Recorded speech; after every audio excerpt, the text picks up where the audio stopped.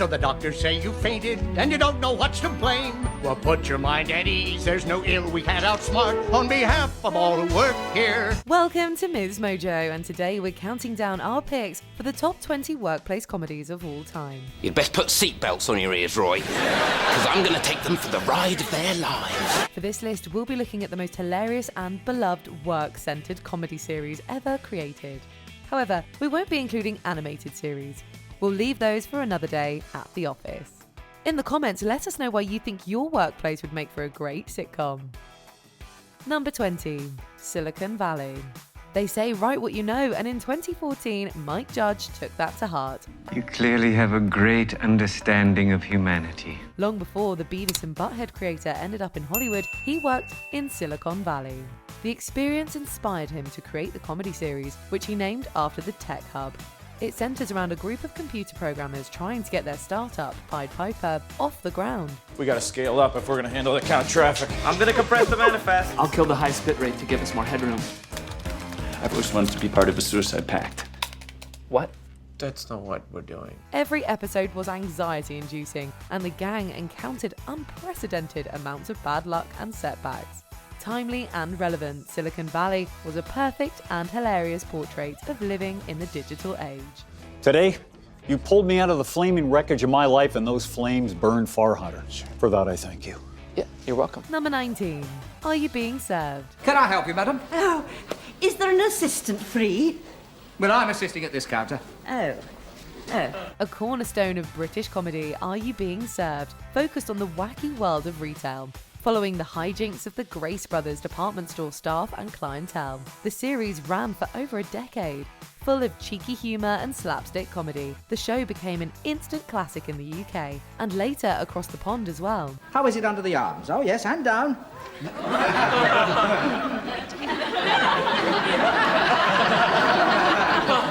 Oh, that is cosy, isn't it? With a parade of eccentric characters and endless gags, it produced some of the most memorable moments in the British comedy canon.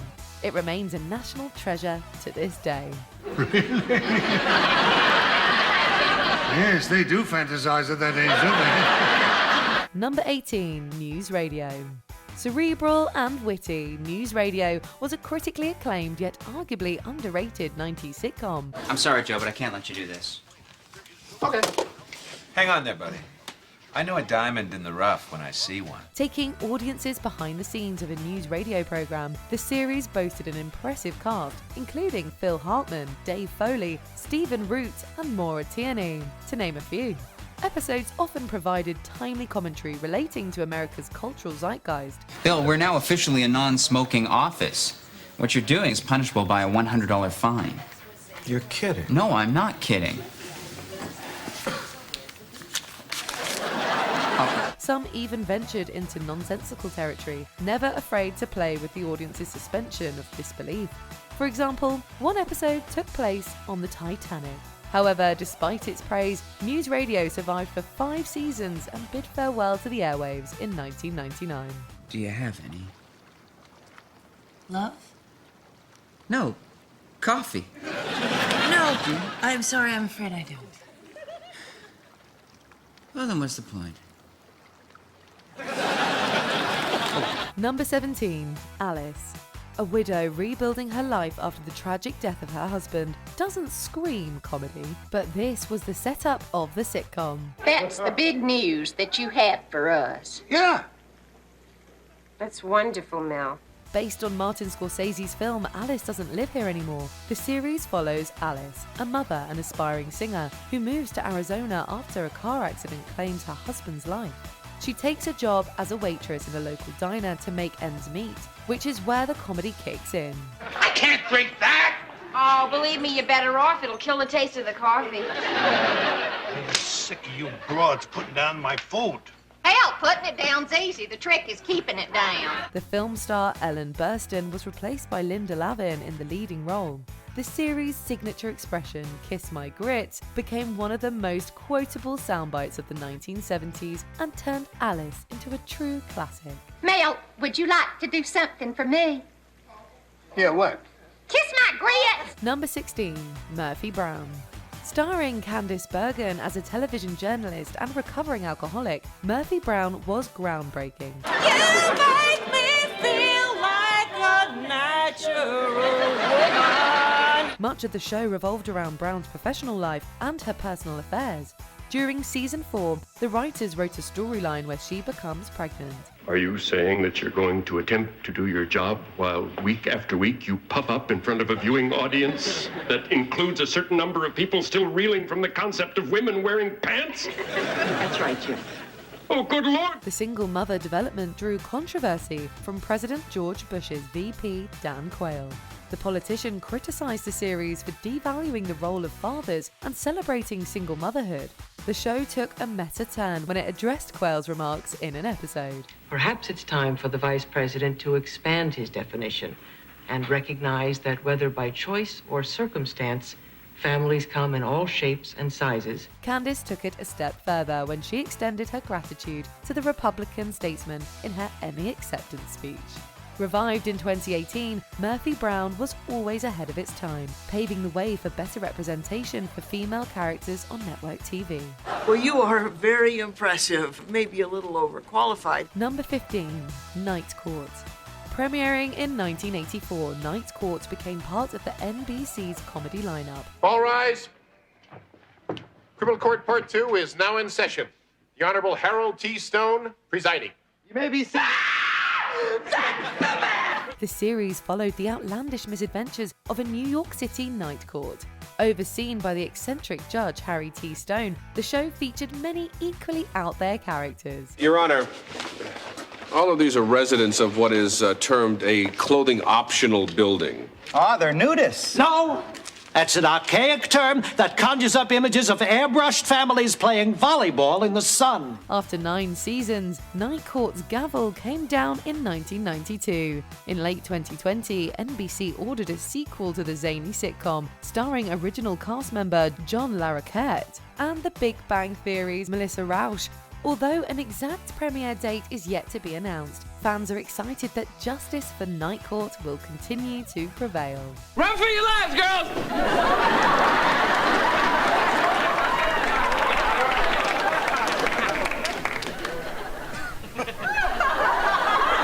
Better safe than sorry, guys. Number 14, The Larry Sanders Show.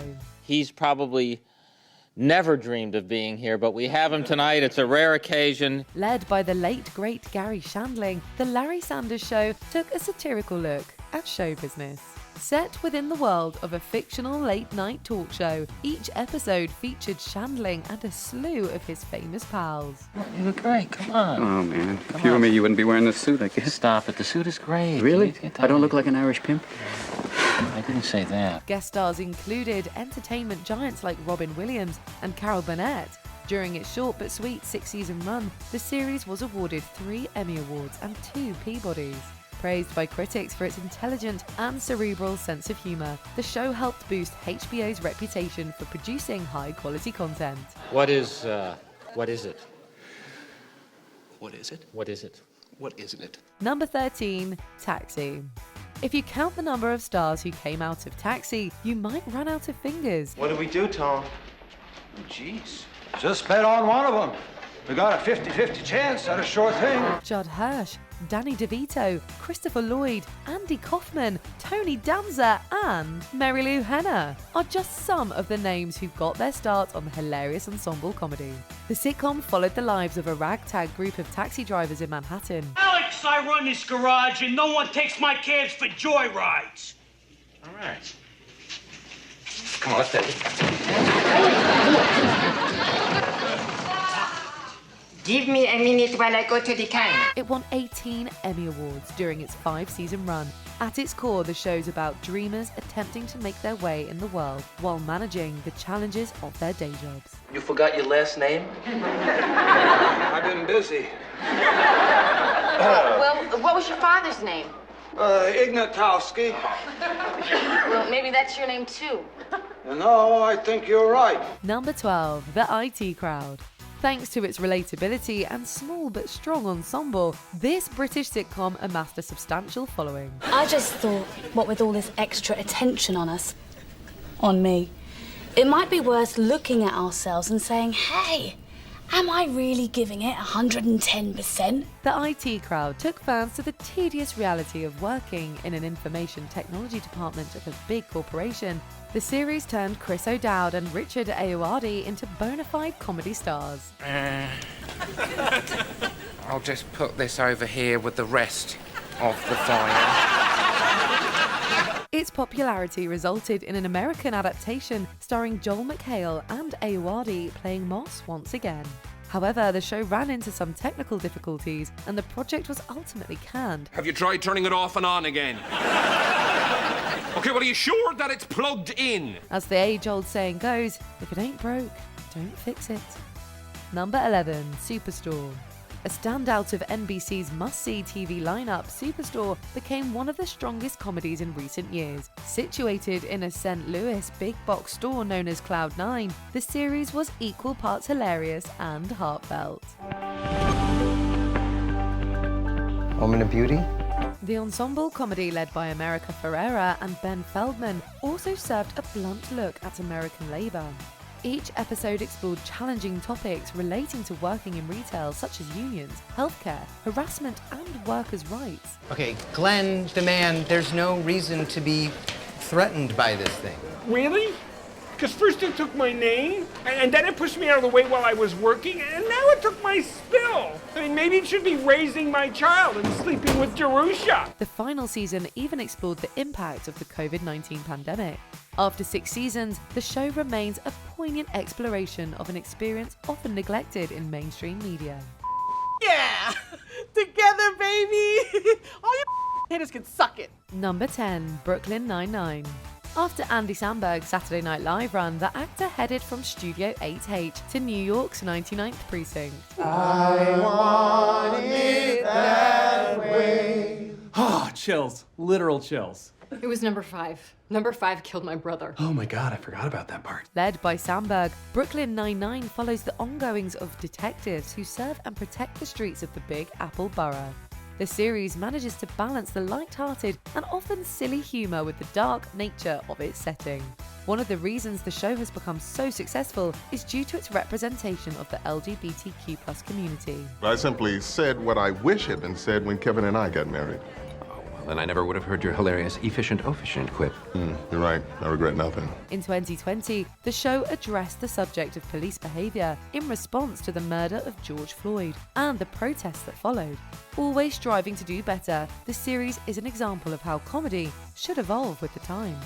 And yes, we've always known there were problems, but we would solve them together from the inside. Number 9, Veep. HBO's Veep took viewers into the most famous office in the world, following the misadventures of the senator turned vice president and later president, Selina Meyer, as she navigates Washington's ruthless political landscape. It is my clear duty as president to enforce the laws of this country after a careful assessment of what those laws actually mean. Led by comedy icon Julia Louis-Dreyfus, the series never shied away from unmasking the ugly side of its characters. Foregoing likability for authenticity, the show became a much beloved staple for the 2010s. Perfect shoe for the perfect moment in the perfect life of the perfect woman. This is like Kathy Bates in Misery. Beautiful shoe for a beautiful... Okay, that's enough though. In fact, Dreyfus has won an astonishing 6 Emmy Awards for her role. Veep's term ended in 2019, but its subject matter remains vital and relevant. You just say you'll cut tax maps. Don't be elite, Pete. Kiss your fat baby, Amy. Set yourself free. Number 8, Scrubs. While there's no shortage of medical dramas, medical comedies are a bit rarer. Doctors, nurses, patients, dead guys! In 2001, Scrubs debuted on NBC and took a funny approach to the otherwise dramatic hospital setting. You ever notice how quickly some people make an impression? I'm a tool. I'm a tool. I'm a tool, an unbelievably annoying tool. Yeah. The series was fun, silly, and innovative. It followed the lives of the Sacred Heart staff, usually told from the perspective of its protagonist, John J.D. Dorian. The show often broke the fourth wall, poking fun at television tropes, and even, occasionally, itself. Holy inferiority complex, Batman! How low is my self-esteem that I'm the sidekick in my own fantasy? It could be worse, Robin. You could be Alfred the butler.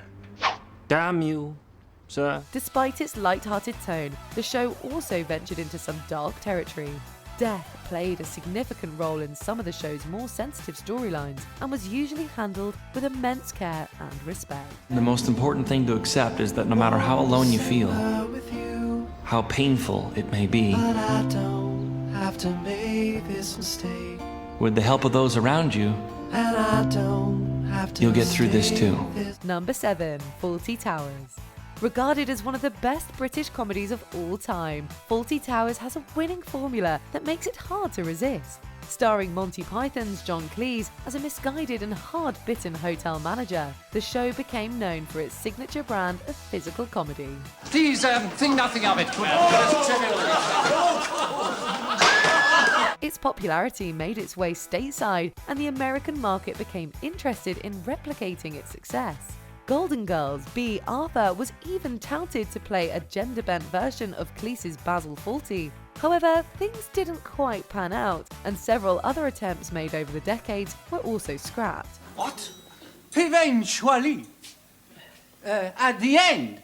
No, forget it now. Now? Well, pretend you forget. Pretend? Don't say anything to anyone about the horse. That being said, Cleese has reprised his iconic role for ads and other notable appearances, proving that nearly 50 years later, he still hasn't checked out of the iconic Towers. Dusty bonnet there. Oh, look! Number 6, WKRP in Cincinnati. Despite only lasting 4 seasons, WKRP in Cincinnati definitely left its mark. As God is my witness, I thought turkeys could fly. The 70s sitcom about a radio station in the Queen City was inspired by creator Hugh Wilson's time working the airwaves. Despite its talented ensemble and fun premise, the series fell victim to its ever-changing time slot. Crowds running around pushing each other. Oh my goodness! Oh, the humanity! In 1982, CBS turned the dial off WKRP, but it managed to find success in syndication. The show was reprised for a short time in the 90s with the fresh title, The New WKRP in Cincinnati. Its dedicated fan base tuned in with intrigue, but unfortunately, it was cancelled after 2 seasons. Ought to have somebody do something like that to him on the radio. Incoming! Number 5, 30 Rock. Following her iconic run on Saturday Night Live, Tina Fey returned to NBC with her series 30 Rock. Hey, everybody. Look, here's someone you never get a chance to meet. It's the head writer of The Girly Show, Liz Lemon.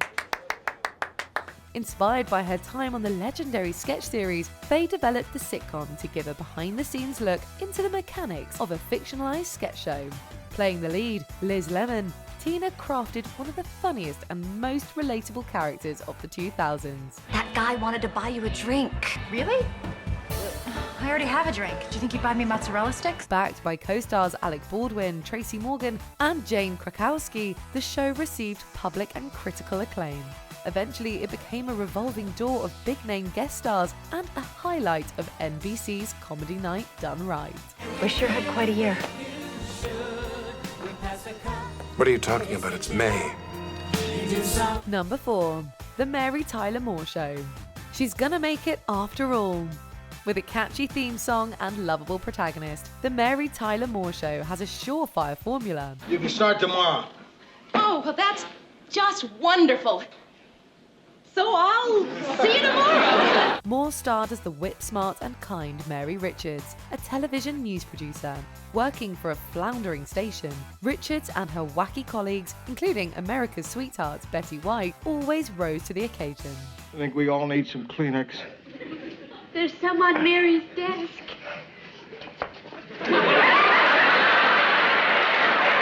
More than a television show, the series stood out during a time when working women were rarely represented in mainstream media. Moore inspired female viewers across the country, including Oprah Winfrey, who lists the series and its leading lady as a major influence. You have no idea what you've meant to me. Yes, I think I do. Number 3, Parks and Recreation. Initially intended as a spin-off of The Office, NBC's Parks and Recreation debuted in 2009 and quickly proved it could stand on its own.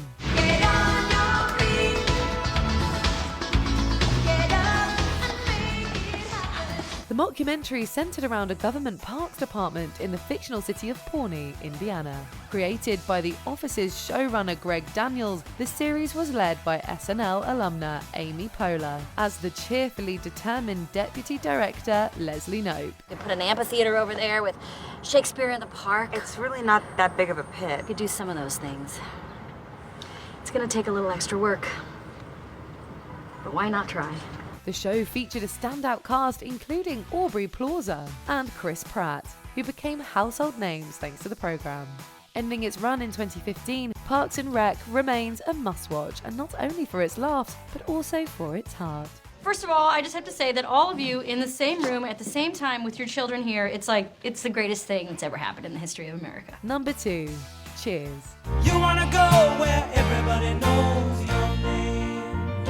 One of the biggest comedies of the 80s and early 90s, Cheers has gone down in history as one of the most beloved sitcoms of all time. Based on a real Boston, Massachusetts bar, the series starred Ted Danson as Sam Malone, a former Playboy athlete turned bartender. Each episode featured Malone and his devoted patrons as they gathered around the bar to muse about life and love. Featuring a prominent will they or won't they romance between Sam and Shelley Long's Diane Chambers, the show knew how to draw in viewers. Appreciate what you've got. Live for today. Go for it, Sam. I tell you, go for it. After 11 impressive seasons, Cheers bellowed its last call. The show lived on with alumni Kelsey Grammer's spin-off Frasier, an international adaptation, and even a play. When it comes to Cheers, fans are always glad to watch the series come in any medium. I knew you'd come back. You did. You can never be unfaithful to your one true love. Before we continue, be sure to subscribe to our channel and ring the bell to get notified about our latest videos. You have the option to be notified for occasional videos or all of them. If you're on your phone, make sure you go into your settings and switch on notifications. Number 1. The Office. As the quintessential workplace comedy, The Office knew how to find beauty in ordinary things. The mockumentary followed the employees of the paper supply company, Dunder Mifflin. At the center is Michael Scott, an extroverted, attention-seeking oddball regional manager, played by comedy genius Steve Carell. You're hilarious, and you get the best out of us. I think that pretty much sums it up. Adapted from the UK series of the same name, the series joined NBC's primetime lineup in 2005. But struggling to gain an audience, the series was at risk of cancellation. Fortunately, it picked up steam thanks to its strong writing, talented cast, and devoted fanbase. They say on your deathbed, you never wish you spent more time at the office. But I will. It went on to receive 42 Primetime Emmy nominations, winning 5 overall. Known for its realistic, cringing-inducing, and heartfelt humor, this series has become one of the most beloved pop culture phenomenons of its time. Would I rather be feared or loved? Easy, both. I want people to be afraid of how much they love me. Do you agree with our picks? Check out this other recent clip from MsMojo. And be sure to subscribe and ring the bell to be notified about our latest videos.